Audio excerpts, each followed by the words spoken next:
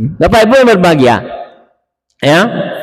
Kajian kita hari ini itu berkaitan dengan firman Allah tadi kita baca surat Ar-Rum ayat 30. Perintah pokok di situ adalah perintah untuk menegakkan Islam. Ya. Fa'aqim wajhaka lid-dini hanifah. Tegakkan wajahmu. Kata wajhaka, wajah itu bukan hanya muka saja, tapi yang dimaksud di situ adalah seluruh tubuhmu, jiwa ragamu, lahir batin. Tagaan. Jadikan dirimu itu menegakkan Islam. Ya, dan itu secara hanifah, secara lurus, secara ikhlas, secara ya, sepenuh hati, tidak separuh-separuh, tidak setengah-setengah, dan tidak sebagian-sebagian. Dan itu kata Allah, fitratallahi allati fataran nas. Menegakkan agama itu, menegakkan Islam itu adalah sesuai dengan fitrah. Di mana manusia menciptakan di mana Allah menciptakan manusia di atas fitrah itu. Jadi Bapak Ibu yang berbahagia, awak ko manusia ko lahir di atas bumi ko adalah di atas fitrah beragama Islam. Siapapun orang tuanya, apapun agama ibu bapaknya, anak itu tetap lahir Islam. Apa dasarnya? Hadis Nabi yang diriwayatkan oleh Imam Muslim, "Ma min mauludin illa yuladu 'alal fitrah." Ya. Tidak ada seorang pun anak bayi yang baru lahir itu kecuali lahirnya di atas fitrah. Fitrah bermakna Islam. Tidak ada seorang pun bayi itu Bapak Ibu, walaupun bapaknya Yahudi, bapaknya Nasrani, bapaknya Majusi, bapaknya musyrik, bapaknya penyembah matahari, penyembah berhala, bahkan ateis sekalipun, paham orang tuanya, anak lahir itu Islam tu Pak. Bu, lahirnya Islam. Ya. Fa abawahu yuhawidanihi, maka ibu bapaknya menjadikannya Yahudi, au yunasiranihi, atau menjadikannya Nasrani, au yumajisanihi, atau menjadikannya Majusi. Ibu bapaknya, dek bapak ibunya Yahudi, iya giringlah anak tu jadi Yahudi. Dek ibu bapaknya Nasrani, nyajalah anaknya untuk menjadi Nasrani. Dek ibu bapaknya Majusi, penyembah api, nyajalah, nyebawalah anaknya untuk menjadi penyembah api. Itu 3 agama yang disebutkan dalam hadis tersebut, itu mewakili semua agama yang lain. Agama samawi, ada Yahudi dan Nasrani, itu agama ardi, agama buatan manusia, itu Majusi tadi. Dan itu bisa digolongkan dengan Hindu, Buddha, Konghucu, Shinto, segala macam yang lain-lain itu. Bahkan yang mengaku indah agama sekalipun, ya, segolong ke situ sedonya. Itu kenapa? Orang tuanya yang menjadikan bayi yang tadi lahir Muslim menjadi keluar daripada fitrahnya. Jadi Bapak Ibu yang berbahagia, ya, kita ingin hidup di atas fitrah atau enggak? Insya Allah. Kalau kita ingin hidup di atas fitrah, maka kewajiban kita untuk terus mempertahankan diri, mempertahankan anak cucu kita, terus berada di atas fitrah dan di atas Islam. Maka Bapak Ibu, kita ajak orang Yahudi, kita ajak orang Nasrani, kita ajak orang Majusi, kita ajak seluruh agama-agama pemelu agama lainnya itu untuk Islam. Itu pada hakikatnya awak menyelamatkan mereka untuk kembali kepada fitrah. Ya. Dan itu kata Allah, zalika dinul qayyim. Itu agama yang lurus. Dan sebenarnya katakan Allah, la tabdila li khalqillah. Tidak ada perubahan dalam ciptaan Allah itu, bahwa yang cocok untuk manusia adalah Islam. Dari semenjak Allah pertama ciptakan manusia, siapa bapak kita, nenek moyang kita, Bu? Nabi Adam dan Hawa, kan? Dan semenjak itu sampai manusia terakhir pada hari kiamat nanti, yang cocok untuk mengatur kehidupan itu hanya Islam. Itu fitrah. Itu agama yang lurus. Innad dina indallahil Islam. Agama yang diridai oleh Allah, cia Islam sejauhnya. Yang lain tidak. Islam agama yang dibawa oleh seluruh para nabi. Islam yang meluruskan penyimpangan-penyimpangan manusia sepanjang masa. Dari penyembahan-penyembahan terhadap berhala.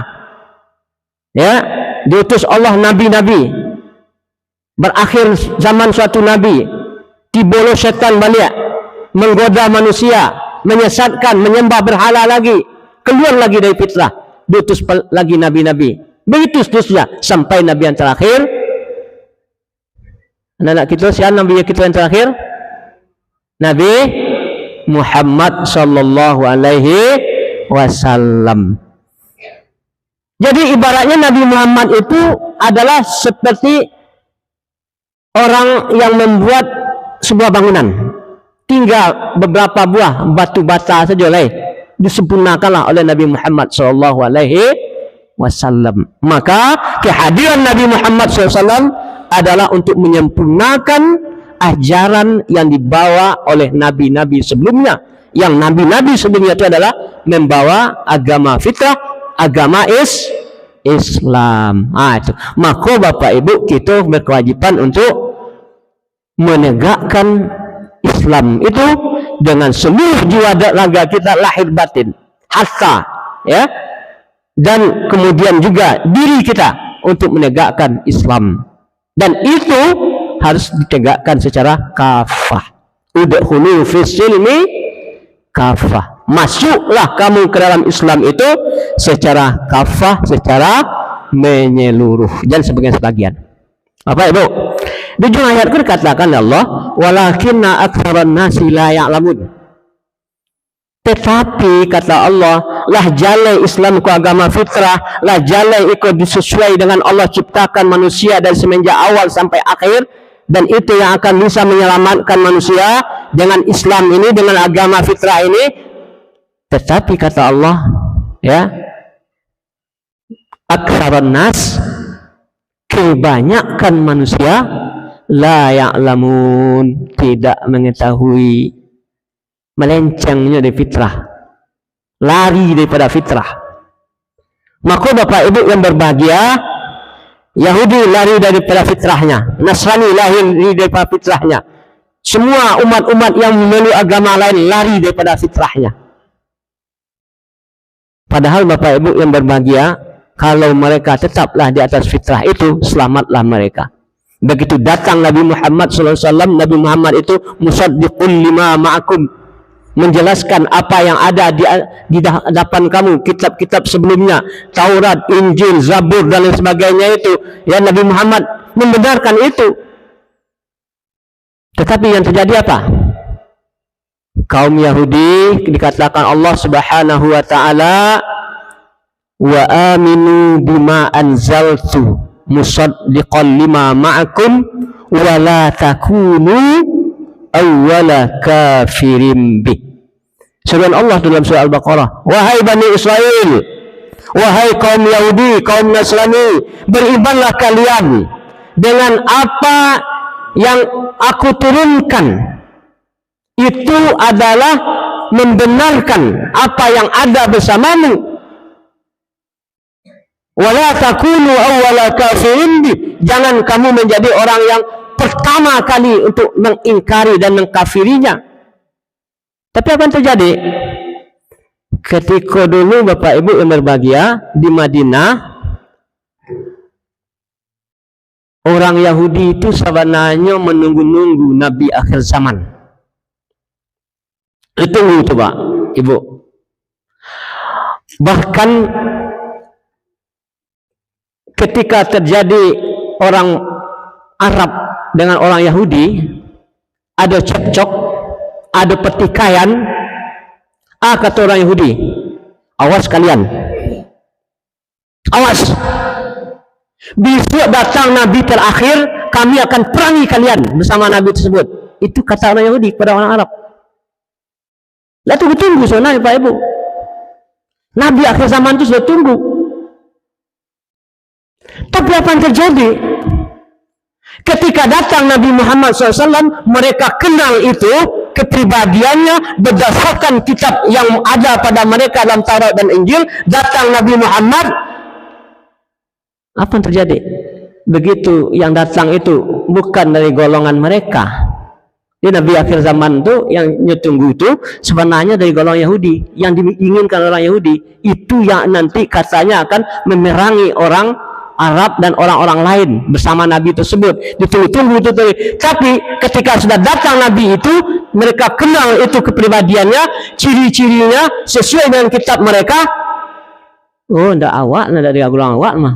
Awwala kafirin bi. Langsung mereka kafir. Itu orang Yahudi, Pak. Ya. Jadi menencang mereka daripada fitnah. Ikut pululah Bapak Ibu yang terjadi hari ini. Ya, sepanjang masa sampai hari ini. Dalam surah Al-Baqarah ayat 84 sudah dikatakan Allah Subhanahu wa taala, "Wa iz akhadna mitsaqakum." Hei orang Yahudi, kaum Bani Israel, ingat kami sudah ambil misak perjanjianmu. Cara Allah mengambil perjanjian terhadap kaum Yahudi itu, Bani Israel itu dulu Bapak Ibu yang berbahagia sumpahnya. Kalau kini kita ada pejabat bersumpah ditagakkan Al-Quran di atas kepala, kan pada itu tak? Orang Yahudi itu tak pada itu dah. Bukit Tur itu diangkat di atas kepala mereka, Bukit Tur Sina. Kemudian kalau kalian wahai orang Yahudi tidak menepati janji ini Bukit Tur siap menimpa kalian. Pada itu benar Bapak Ibu. Apa salah satu isinya? Wa is akhadna mitsaqakum, wahai kaum Yahudi, wahai kaum Bani Israel, la tasfikuna dima'akum, jangan kalian menumpahkan darah, wala tukhrijuna anfusakum min diyarikum, jangan kamu usir dirimu sendiri, artinya orang lain, penduduk satu negeri dari negeri mereka. Summa aqrartum, kamu ikrarkan perjanjian itu, wa antum tashhadun, kamu bersaksi bahwa kamu akan menepati perjanjian itu. Dua ciri situ. Sampai itu Bapak Ibu yang berbahagia. Pertama, la tasfikuna dima'akum, tidak menumpahkan darah. Yang kedua, la tukhrijuna anfusakum min diyarikum, tidak akan musuh-musuh orang dari negeri mereka. Tapi apa yang terjadi? Sepanjang masa, sepanjang sejarah, Yahudi selalu menumpahkan darah. Bahkan bukan hanya sesama kaum Yahudi atau sesama manusia biasa, nabi-nabi mereka saja mereka bunuh. Wa yaqtuluna al-anbiya'a bighairi haq. Banyak ayat Quran menjelaskan seperti itu. Nabi-nabi mereka itu mereka bunuh ya tanpa alasan yang benar. Itu perilaku orang ya Yahudi. Jadi Bapak Ibu yang berbahagia, kalau persoalan gencatan senjata hari ini yang kemarin itu ditandatangani, enak sepakat dengan orang ada negara yang menjadi mediatornya, kemudian pejuang Hamas, kemudian kaum Israel, katanya gencatan senjata, sepakat ditandatangani, kemudian kita bertepuk tangan ya, dan kemudian orang-orang seluruh dunia gembira, dan langsung saja beberapa saat, beberapa hari setelah itu mereka kembali ingkari perjanjian itu. Itu bagi orang Yahudi soal biasanya, Bu. Ya, biasa dia yang mengingkar janji itu. Jangankan janji dengan manusia, janji dengan Allah saja lah diangkat Bukit Tur lah dari kepalanya, mereka ingkari juga. Apalagi janji dengan manusia. Itulah perilaku orang Yahudi. Makanya Bapak Ibu yang berbahagia, ya, saudara-saudara kita kaum muslim di Hamas, di Gaza, seperti tadi disampaikan, dengan persiapan-persiapan yang matang untuk bisa ya mampu mengalahkan kaum muslim itu. Sebenarnya apa nama itu, mi'atun sabiruna, ya, mi'atun sabiratun, 100 orang yang sabar mampu mengalahkan ya 200 orang. Bahkan isnuna sabiruna, 20 orang yang sabar mampu mengalahkan 200 orang. Begitu. Hamas membuktikan itu, Bapak Ibu yang berbahagia, dengan Brigadir Al-Qassam tadi yang sampaikan Ustaz Anwar tadi. Walaupun dibom habis-habisan, dimusnahkan, dihancurkan sekolah, masjid, gedung-gedung yang hancur itu diatek. Mereka buat pertahanan di bawah tanah. Sehingga Bapak Ibu yang berbahagia, banyak tentara Israel itu yang stres untuk melawan hantu kami kecilnya. Itu nak. Tiba-tiba ada dosanya. Ya, hilang. Ini kekuatan Bapak Ibu yang berbahagia. Kaum muslimin ya, yang di Gaza itu sudah dilatih sedemikian rupa dan sudah paham. Syaratnya tadi ya, di samping sholat berjamaah itu hafal Quran Bapak Ibu. Untuk jadi tentara Hamas itu. Hafal Quran itu. Makanya Bapak Ibu yang berbahagia ya, tertipunya kita umat Islam atau manusia seluruh dunia oleh tipu daya Yahudi itu jangan sampai terjadi. Mereka biasa ingkar janji. Mereka jangankan janji terhadap manusia, terhadap Allah saja mereka ingkari. Kemudian mereka biasa menumpahkan darah, biasa jadinya itu. Bahkan dalam sebuah riwayat Bapak Ibu, nyebunuh nabi-nabi itu ya, dalam sehari itu sampai 20.000 misalnya. Tapi seolah-olah saya dia apa? Mereka pergi aja ke pasar dulu. Tadi apa? Lalu bunuh nabi. Sekarang dia jadi apa? Itu orang Yahudi. Jadi Bapak Ibu yang berbahagia ya, kekuatan yang bisa hanya untuk bahasa untuk orang Yahudi Israel itu tak lain tak bukan hanyalah perang. Seluruh dunia sudah ditaklukkan oleh Israel Yahudi kecuali Gaza. Gaza itu yang ditaklukkan. Makanya Yahudi itu hanya memerangi wanita, membunuhi wanita, anak-anak, penduduk sipil yang tidak punya senjata. Yang tentara Hamas, Brigadir Al-Qassam itu tidak bisa mereka. Kini Bapak Ibu, ada pula negara ya, pemimpin Mesir, presiden Mesir mengajukan syarat gencatan senjata. Katanya kan begitu. Mau dibuat gencatan senjata kembali, syaratnya dilucuti senjata Gaza, senjata Hamas, Brigadir Al-Qassam. Apa cuma senjata Bapak Ibu? Tidak mungkin. Yang punya senjata canggih itu justru mereka, orang kafir, orang Yahudi. Mereka sekongkol Bapak Ibu. Yahudi, Israel dengan Nasrani, Amerika dan negara-negara Eropa itu, sekutu-sekutu itu, mereka bersekongkol semua. Dan itu memang sudah dibuktikan dalam Al-Quran. Ya, untuk menghadapi orang Islam, Yahudi dan Nasrani itu bersatu. Walan tardu anka Yahudi walan Nasara hatta tattabi'a millatahum. Orang Yahudi dan Nasrani itu tidak akan senang pada kita umat Islam sampai kita ikut agama mereka, milah mereka. Yang habisi. Maka sekarang itu genosida. Itu genosida, Pak? Pembunuhan massal, menghapuskan etnis Gaza nak boleh leh. Itu programnya, ya. Padahal Allah sudah katakan, la tasfikuna dima'akum, jangan kamu tumpahkan darah, tidak perlu leh. La tukhrijuna anfusakum min diyarikum, jangan usir orang dari kampung mereka, tidak perlu leh orang Yahudi itu.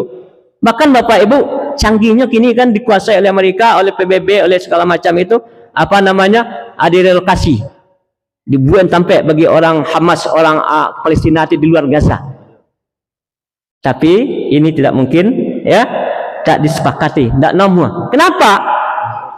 Kalau mereka pergi ke Gaza, pergi di luar Gaza, tinggal Gaza, mereka kuasai itu. Padahal ini adalah Palestina milik umat Islam yang diwakili oleh orang-orang Gaza. untuk menjaganya. Ini kita bertanggung jawab Bapak Ibu yang berbahagia. Maka apa yang bisa kita lakukan?